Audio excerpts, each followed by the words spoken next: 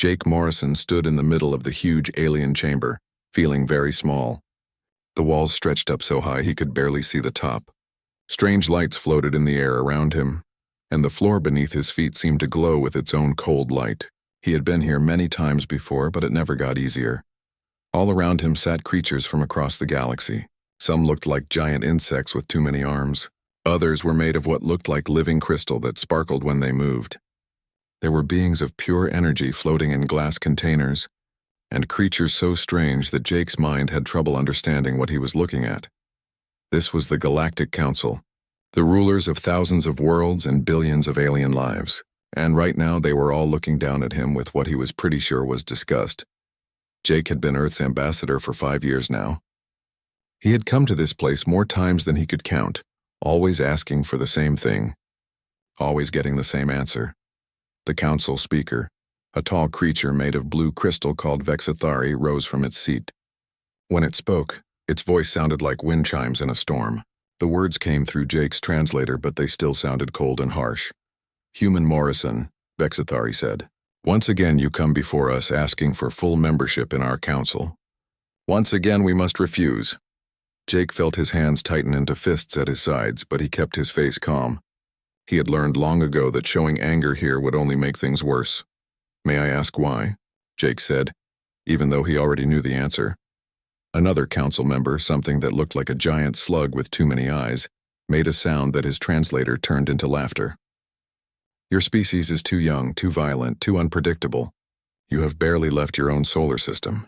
You still fight wars among yourselves. You are not ready to join civilized society." "We stopped having major wars 50 years ago," Jake said. "We've been peaceful ever since we made contact with you." "50 years is nothing," said a third alien, this one looking like a tree made of metal. "My people have been at peace for 10,000 years. The youngest species in our council has been peaceful for 3,000. You humans are still children playing with fire." HFY raised one crystal arm for silence. "The decision is final. Earth may keep its observer status. You may watch our meetings and learn from us. But you may not vote, you may not trade with council worlds, and you may not access our technology. Perhaps in a few hundred years your species will be mature enough to join us properly." Jake wanted to scream. He wanted to tell these aliens exactly what he thought of their arrogance. Instead, he bowed his head slightly and said, "I understand. Thank you for your time." As he turned to leave, he heard the slug thing say to another council member, "Honestly, I don't know why we even let them stay. They'll probably blow themselves up before they grow up anyway." Jake walked out of the chamber with his back straight and his head high, but inside he was burning with anger and shame. The trip back to Earth took 3 weeks in his small diplomatic ship. Jake spent most of that time staring out at the stars and thinking about the last 5 years. How many times had he made this same trip? How many times had he stood before those aliens and begged for acceptance? Too many times. And for what? So they could treat humans like dangerous children who might break something if left alone? When he finally reached Earth, Jake went straight to Washington. President Linda Hayes was waiting for him in the Oval Office, along with her chief science advisor, Dr. Alex Carter. Linda Hayes was a tough woman who had been president for 3 years. She had gray hair and sharp eyes that seemed to see everything. She had been the one to send Jake to the council in the first place, hoping that Earth could find its place among the stars. "Let me guess," she said, as Jake sat down in the chair across from her desk. "They said no again." Jake nodded. "Same reasons as always. We're too young, too violent, too unpredictable. They want us to wait a few hundred years to prove we're worthy of their attention." Dr. Carter, a tall man with wild hair who looked like he hadn't slept in days, leaned forward in his chair. "Did you tell them about our advances in quantum physics? Our new fusion reactors? The terraforming work we're doing on Mars?" "I told them everything," Jake said. "They don't care. To them, we're barely more advanced than cavemen banging rocks together." President Hayes was quiet for a long moment, her fingers drumming on her desk. Finally, she looked up at Dr. Carter. "Alex, tell him about the project." Dr. Carter smiled for the first time since Jake had known him. He pulled out a tablet and turned it toward Jake. On the screen was something that looked like a spaceship, but unlike anything Jake had ever seen. It was sleek and beautiful, with lines that seemed to flow like water. "We call it the quantum drive," Dr. Carter said. "It doesn't use the same kind of faster-than-light travel that the aliens do. It's something completely new, something we developed ourselves. Jake stared at the screen. How fast is it? Fast enough to leave this galaxy entirely, Dr. Carter said quietly. The words hit Jake like a punch to the stomach. You mean, President Hayes nodded. If the galaxy won't accept us as equals, maybe it's time we found our own path. Dr. Susan Blake and her team in Alaska have been working on this for 2 years. They think they can have the first test flight ready in 6 months. Jake thought about the aliens looking down at him with disgust. He thought about being called a child, being told to wait a few hundred years like a dog waiting for table scraps. What would that mean for Earth? He asked. It would mean we don't need them anymore, President Hayes said. It would mean we could find our own worlds, build our own civilization, and never have to beg for acceptance from anyone. Jake looked at the picture of the ship again. It was beautiful, but more than that, it was hope. For the first time in 5 years, he felt something other than shame and anger. When do we start? He asked. President Hayes smiled. We already have. Far away in Alaska, Dr. Susan Blake stood in her laboratory looking at a small device that hummed with power. It was no bigger than her fist, but it contained enough energy to push a ship faster than anything in the known galaxy. She didn't know it yet, but she was holding the key to humanity's freedom. 2 years had passed since Jake Morrison's last meeting with the Galactic Council. In that time, everything had changed, though most of the galaxy didn't know it yet. Captain Ryan Torres sat in the command chair of his ship, the USS Defiance, watching the stars drift by outside the main window. His ship wasn't the biggest or the fastest in Earth's fleet, but it was tough and reliable, just like its crew. Torres was a career military man, someone who had worked his way up from the bottom through skill and determination. He had short black hair and calm brown eyes that missed nothing. His crew trusted him completely, and he had never let them down. Captain, said Katie Sullivan from her position at the tactical station. Katie was young but sharp, with red hair and a quick mind that could solve problems faster than most computers. We're getting a distress signal from the Kepler system. Torres frowned. The Kepler system was council space, and human ships weren't supposed to go there unless invited. But a distress signal was a distress signal. What kind of signal? He asked. Nick Johnson, the ship's chief engineer, looked up from his station. Nick was older than the rest of the crew, with gray hair and hands that always seemed to be covered in grease. He could fix anything that broke and make it work better than before. It's coming from a civilian transport, Nick said. They're under attack by unknown ships. Heavy weapons fire detected. Torres thought for a moment. Earth's orders were clear. Stay in human space, avoid contact with council forces, and don't get involved in alien politics. But people were dying, and that made the choice easy. Set course for Kepler, he said. Maximum speed. When the Defiance arrived at the Kepler system 20 minutes later, Torres saw something that made his blood run cold. 3 large black ships with strange curved hulls were attacking a council passenger liner. The liner was badly damaged and leaking atmosphere into space. Those aren't council ships, Katie said, studying her sensors. I've never seen designs like that. They're not from any species in our database, Nick confirmed. But they're definitely hostile.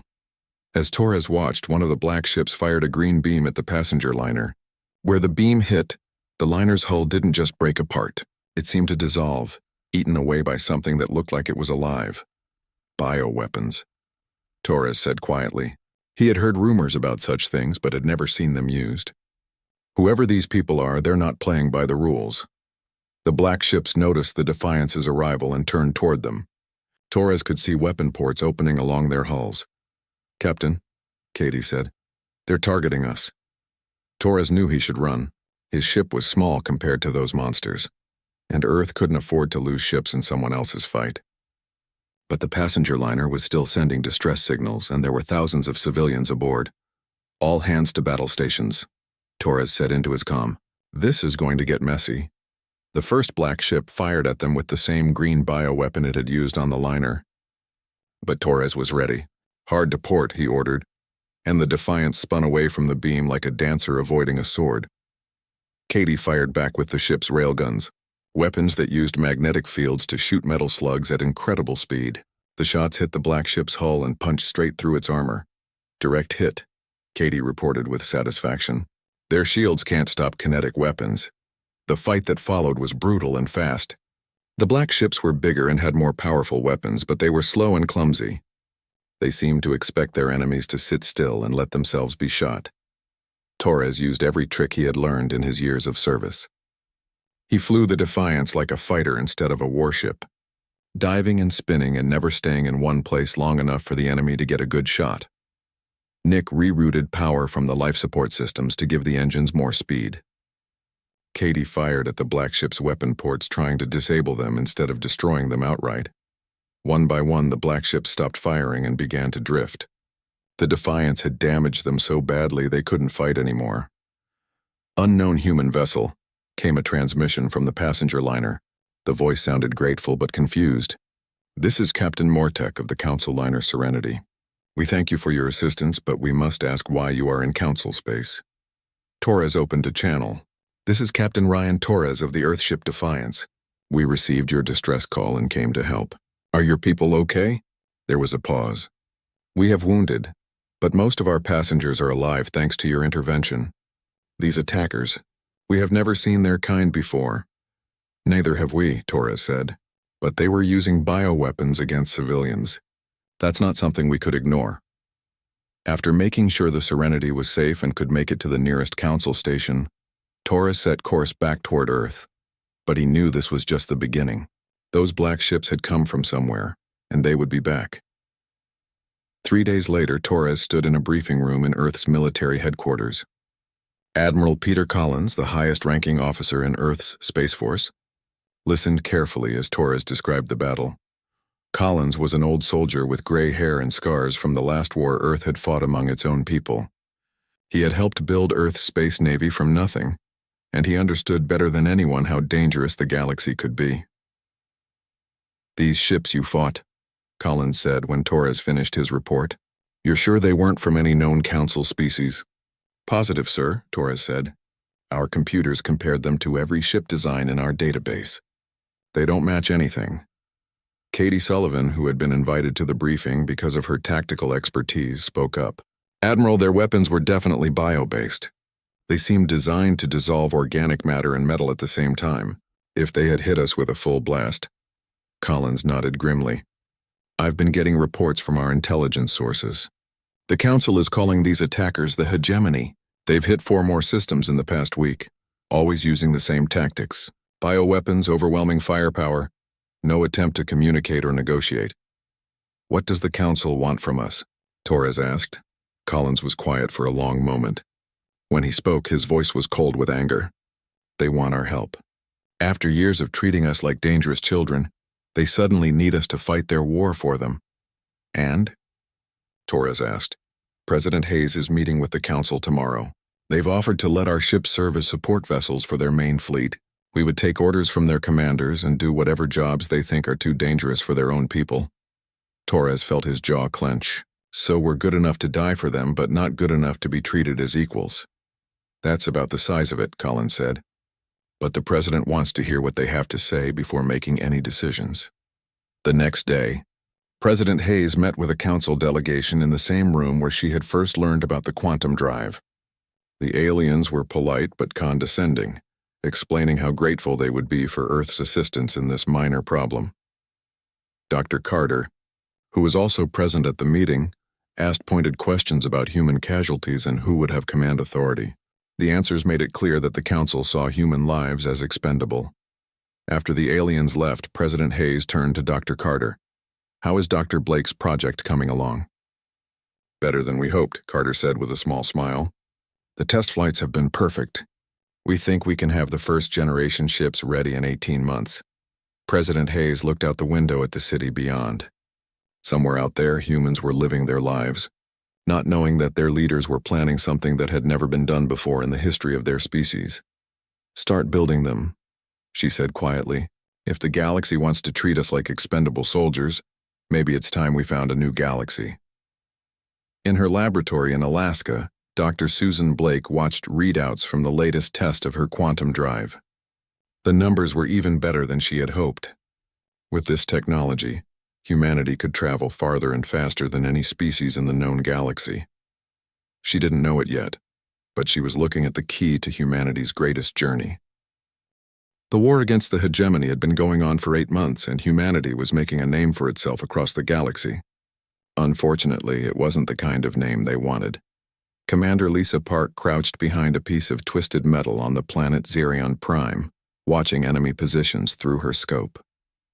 Around her, the rest of her strike team waited for her signal. They had been fighting on this world for 3 days, trying to capture a hegemony command center that contained vital intelligence. Lisa was tough and smart, with short blonde hair and green eyes that could spot enemy movement from a mile away. She had led more successful missions than any other human commander, but the Council military leaders never seemed to notice. "Target acquired," she whispered into her comm. "2 guards at the north entrance, 3 more on the roof." "Matt, are your people ready?" Colonel Matt Davis responded from his position on the other side of the compound. Matt was a big man with dark skin and a calm voice that never showed stress, even in the middle of a firefight. His soldiers would follow him anywhere, and they usually came back alive. "Ready when you are, Lisa," Matt said. "My team will hit the south entrance 30 seconds after you start your run." Lisa checked her watch. In exactly 2 minutes, the alien commanders who were supposedly in charge of this mission expected her to wait for their heavy weapons to soften up the target. But Lisa had studied the hegemony defenses, and she knew that waiting would just give them time to destroy the intelligence they needed. "Now," she said, and sprinted toward the compound.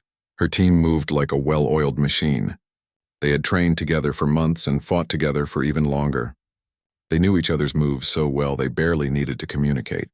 The hegemony soldiers were tough, but they weren't ready for the human style of fighting.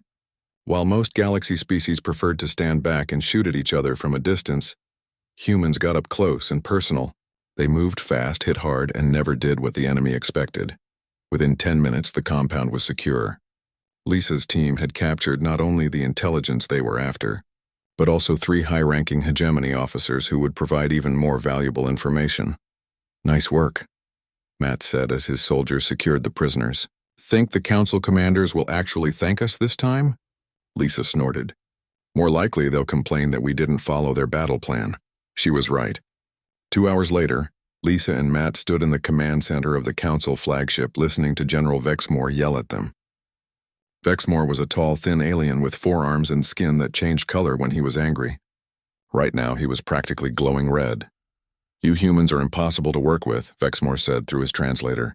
"You ignore orders, you take unnecessary risks, and you never follow proper military procedure." "We got the job done," Lisa said quietly.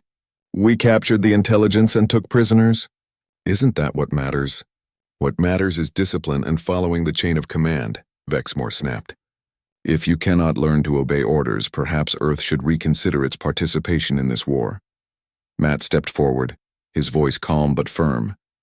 "General, with respect, human forces have had a 93% success rate on missions like this.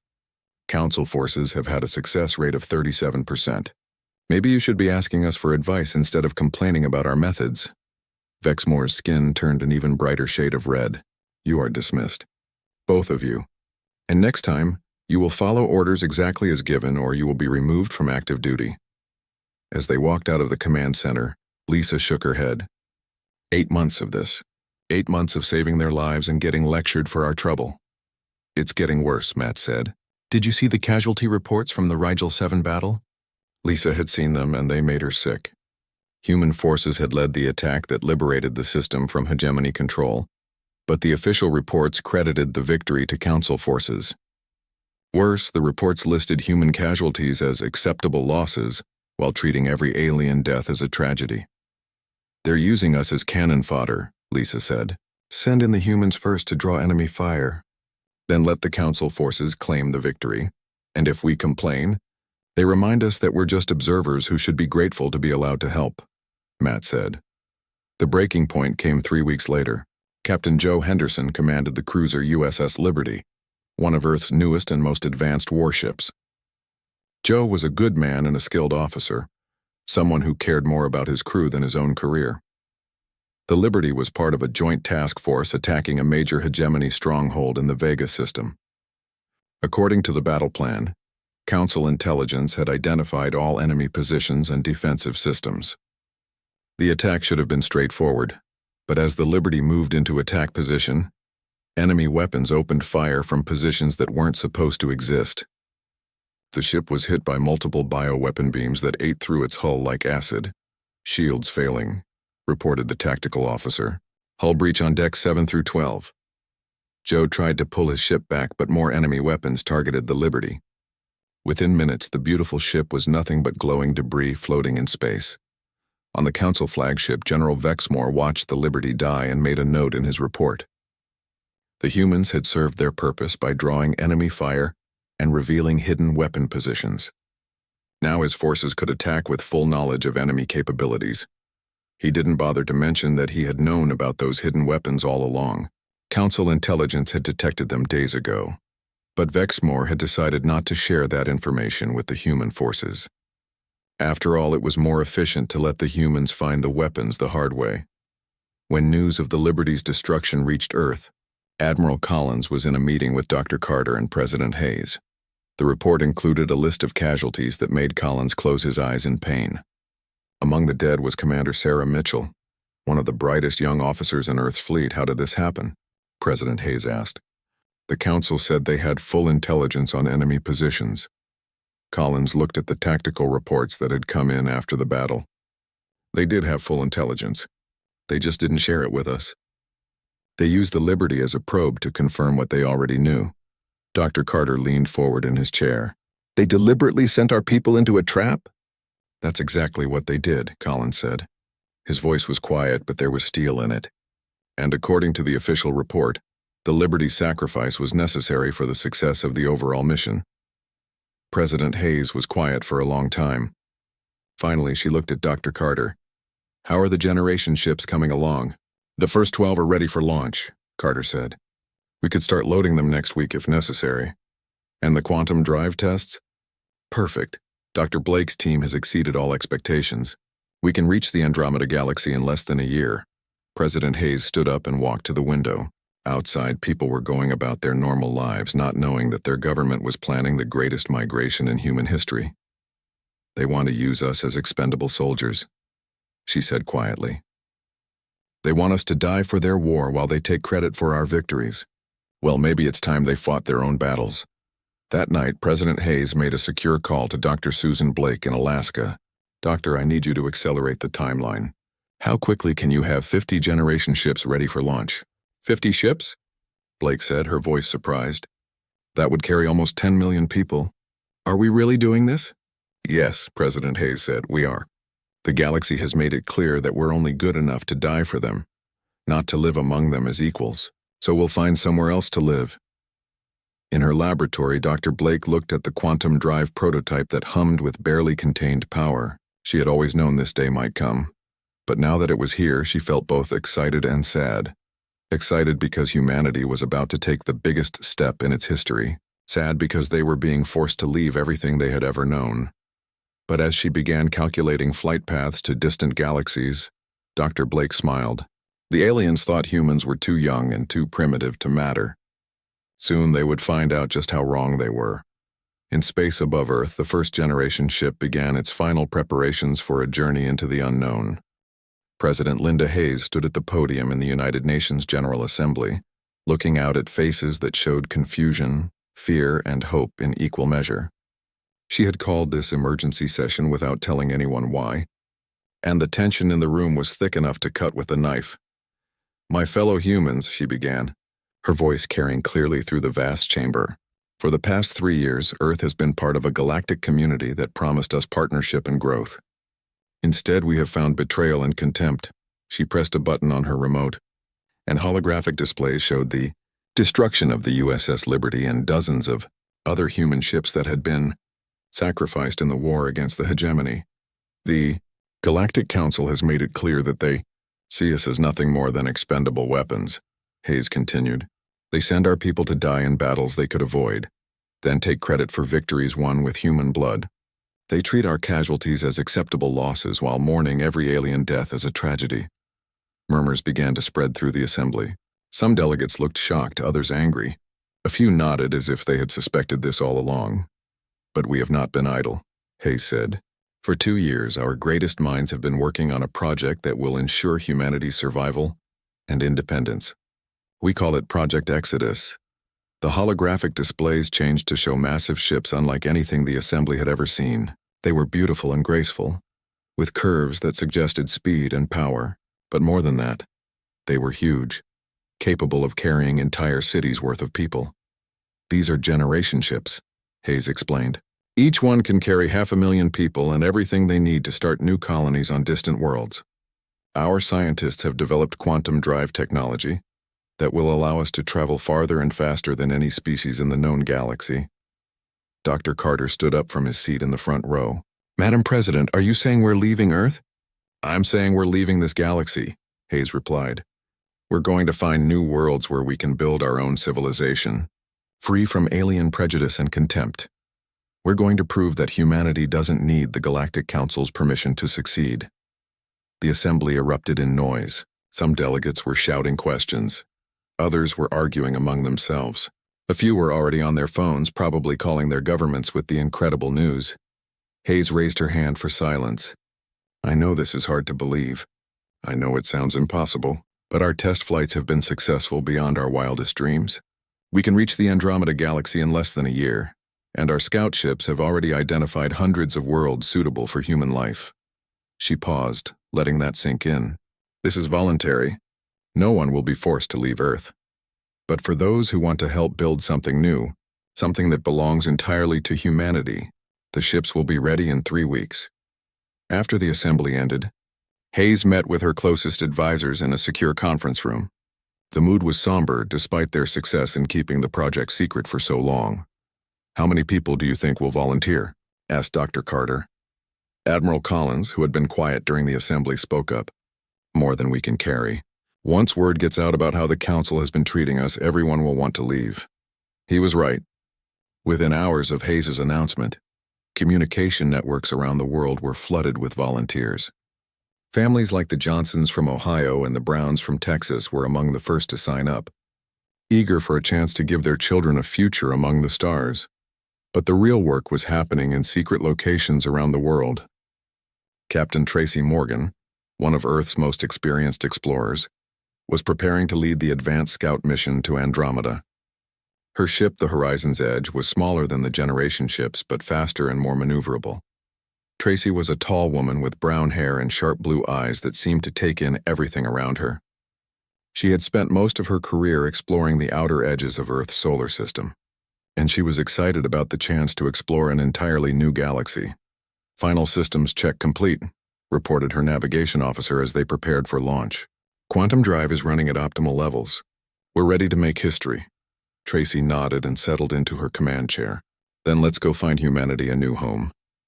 The Horizon's Edge disappeared in a flash of blue light, beginning humanity's greatest adventure. Meanwhile, the massive generation ships were being loaded with everything humanity would need to start over. The ships were like floating cities with farms and factories, schools and hospitals, libraries and museums. Every aspect of human knowledge and culture was being carefully preserved for the journey ahead. Dr. Blake personally oversaw the loading of the scientific equipment. She was older now, with gray hair and lines around her eyes from years of hard work, but her mind was still sharp as ever. This was her life's work, and she wanted to make sure everything was perfect. The quantum drives are all calibrated, she reported to Dr. Carter during one of their daily briefings. Each ship can make the journey independently if necessary, but they'll travel together for safety. Dr. Carter nodded. What about communication with Earth?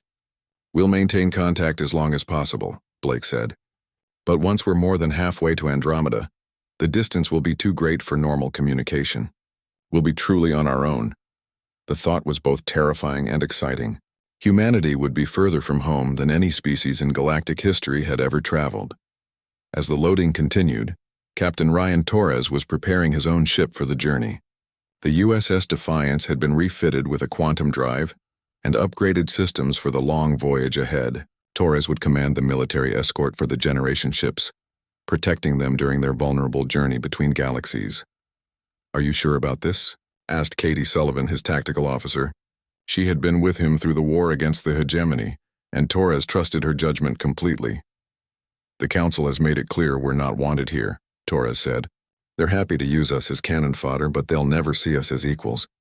At least in Andromeda, we'll have a chance to build something that's truly ours. Nick Johnson, the engineer who had served with Torres since the beginning, looked up from his work. I just finished installing the quantum drive. This ship can outrun anything the Council has in its fleet. That was important because Torres suspected the Council wouldn't let them leave without a fight. They might not respect humanity, but they still needed human soldiers to win their war. As if reading his thoughts, Katie brought up a tactical display. Sir, we're detecting Council ships moving into Earth's outer system. It looks like they're setting up a blockade. Torres wasn't surprised. They're going to try to stop us from leaving. In Earth's government centers, President Hayes was having the same realization.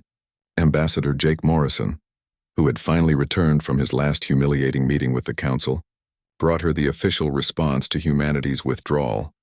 They're calling it desertion, Jake said, his voice bitter with years of frustration. They say we have a duty to fight in their war, and they're threatening to use force to keep us here. Hayes looked at the formal diplomatic note, written in the condescending tone she had come to expect from the Council. They still think they can order us around like children. What are your orders? Asked Admiral Collins. Hayes thought about all the human lives that had been wasted in the Council's war. She thought about the Liberty and Commander Mitchell and all the other good people who had died because the aliens saw them as expendable. We leave on schedule, she said firmly. If the Council wants to try to stop us, they'll discover that humans fight a lot harder when we're fighting for our freedom instead of their approval. 3 days later, the first wave of generation ships began their departure from Earth orbit. Captain Torres watched from the bridge of the Defiance as the massive vessels powered up their quantum drives. Each ship was a small piece of Earth, carrying families and hopes and dreams toward a distant galaxy. The Council fleet tried to intercept them, but they were too slow and too predictable. The quantum drives allowed the human ships to simply disappear, leaving the aliens confused and angry. One by one, the generation ships vanished into the darkness between galaxies. The great exodus had begun. On the bridge of the last ship to leave, Captain Torres looked back at Earth one final time. The blue and green world where humanity had been born was already growing small in the distance. Goodbye, he said quietly. Maybe someday we'll come back, but not as beggars asking for acceptance. If we return, it will be as equals. Then the Defiance activated its quantum drive and followed the other ships into the unknown, carrying humanity toward its greatest adventure. 50 years had passed since the last human ship disappeared into the darkness between galaxies. The Milky Way had become a very different place, and not in a good way. Council Speaker Mordek stood in the ruins of what had once been the great chamber where the Galactic Council had met for thousands of years. Half the ceiling was gone, destroyed by weapons that ate through metal and stone like acid. The floating lights that had once made the chamber beautiful were dark, and emergency power cast everything in a sickly red glow. Mordek was old now, ancient even by the standards of his long-lived species. His crystalline body, once clear and bright, was now clouded with age and stress. He remembered the day the humans had asked for membership in the Council, and he remembered voting against them. Now he wondered if that had been the biggest mistake in galactic history. "Speaker," came a voice from behind him. Mordek turned to see Explorer Prime Zethkri, one of the few Council members who had survived the last 20 years of war. Zethkri belonged to a species that looked like giant insects, with multiple arms and compound eyes that could see in all directions at once. "Have you found anything?" Mordek asked, though he already knew the answer from Zethkri's posture. "Nothing," Zethkri said, his voice heavy with defeat. "We have searched every system within 500 light-years of Earth. We have followed every possible trail, analyzed every quantum signature. The humans are gone, Speaker. They have vanished as completely as if they never existed." Mordek had expected this, but it still hurt to hear. "And the Void Hunters?" 3 more systems fell last week, Zethkri reported. Altair, Proxima, and Kepler 452. The pattern is always the same. They arrive without warning, harvest every living thing on every planet, then move on. Our fleets can't even slow them down. The Void Hunters were everything the Galactic Council had feared the humans might become, and worse. They came from outside the galaxy, beings of such alien intelligence that communication was impossible. They didn't want territory or resources in any way the Council understood. They simply consumed entire worlds, turning planets full of life into empty rocks floating in space. "How many species have we lost?" Mordek asked, though he didn't really want to know the answer. 47 confirmed extinct, Zethkri said. Probably more that we haven't found yet. At the current rate of expansion, the hunters will reach the core worlds within 5 years. Mordek walked to one of the broken windows and looked out at the space around the council station. Once, this area had been busy with ships from hundreds of worlds. Now, only a few dozen vessels remained, mostly refugees fleeing the advancing void hunters. Sometimes, I wonder what would have happened if we had accepted the humans 50 years ago, he said quietly. HFY made a sound that his translator turned into a bitter laugh. The humans were violent and unpredictable. They would have disrupted our peaceful civilization. Our peaceful civilization is dead, Mordek pointed out. Maybe a little disruption would have been better than extinction. The truth was that the war against the hegemony had shown everyone just how soft the council had become. Thousands of years of peace and prosperity had made them weak. They had forgotten how to fight, how to adapt, how to survive when things went wrong. The humans, on the other hand, had been natural fighters. They thought in ways that confused their enemies and found solutions that no one else had considered. During the brief time they had fought alongside council forces, their success rate had been incredible. But by the time the council realized how valuable human innovation could be, "The humans were already gone, sir," came another voice. A young technician, one of the few who still maintained the station's communication systems, approached carefully. "We're receiving a transmission from the outer rim. It's unusual." Mordek and HFY followed the technician to the communication center. On the main screen was a signal analysis that made no sense. The transmission was coming from empty space far beyond the edge of the galaxy where no one lived. "It's not from any known species," the technician explained. "The signal pattern is completely alien, but it's definitely artificial. Someone is trying to communicate." "The Void Hunters?" HFY asked. The technician shook his head. "No, sir, this is different. The Hunters have never tried to communicate before, but whoever this is, they're sending the message in our language." Mordek felt a flicker of hope for the first time in years. "Put it through." The main screen flickered, and suddenly they were looking at something impossible. It was a being they had never seen before, but somehow familiar. It had 2 arms and 2 legs, a face with 2 eyes and a mouth, and short hair that was gray with age. It was human. "This is Captain Amy Richardson of the colony ship New Earth," the human said. Her voice was calm and professional, but there was something in her eyes that suggested great sadness. "We have received your distress signals regarding the entities you call the Void Hunters." Mordek found himself unable to speak. After 50 years of searching, a human had contacted them. But how was it possible? The colony ships should still be traveling toward Andromeda, decades away from reaching their destination. "We know you are confused," Richardson continued, as if reading his thoughts. "You are wondering how we received your signals across such vast distances. The answer is that human science has advanced considerably during our time away from this galaxy." The image changed to show the interior of a ship that was clearly human in design, but far more advanced than anything Earth had possessed 50 years ago. Humans moved through corridors that seemed to bend space itself, and control panels showed readouts that the Council's best scientists would have trouble understanding. "We have been monitoring your situation for some time," Richardson said. "We are aware that your civilization faces extinction from forces you cannot defeat. We also understand that you are seeking our assistance." HFY leaned forward. "They're asking for help," he whispered. "The humans are asking if we want help. However," Richardson continued, and her voice became colder, "we remember how our people were treated during our time in this galaxy. We remember being called too primitive and too violent to join your council. We remember our soldiers being used as expendable weapons in your war." Mordek felt his hope beginning to die. Of course the humans remembered. How could they forget? "We have built new worlds and new civilizations far from here," Richardson said. "We have become something greater than we ever could have been under your influence. Our children grow up free from the prejudice and contempt that our species faced in this galaxy." The transmission showed images of human colonies on distant worlds, cities that floated in the clouds of gas giants, underwater settlements on ocean planets, space habitats that dwarfed anything the Council had ever built. The humans hadn't just survived their exile, they had thrived beyond imagination. "We have the power to help you," Richardson said, her image reappearing on the screen. "Our technology could drive back the Void Hunters and save your remaining worlds. But we have learned an important lesson during our time away from you. She paused, and when she spoke again, her words were final and absolute. Some mistakes cannot be undone. Some bridges once burned cannot be rebuilt. You made your choice 50 years ago when you decided that humans were not worthy of respect or equality. We have made our choice now. Dr. Tim Foster, who had been standing beside Richardson during the transmission, stepped forward. He was clearly descended from the humans who had left Earth, but his knowledge of science had advanced far beyond anything his ancestors had possessed.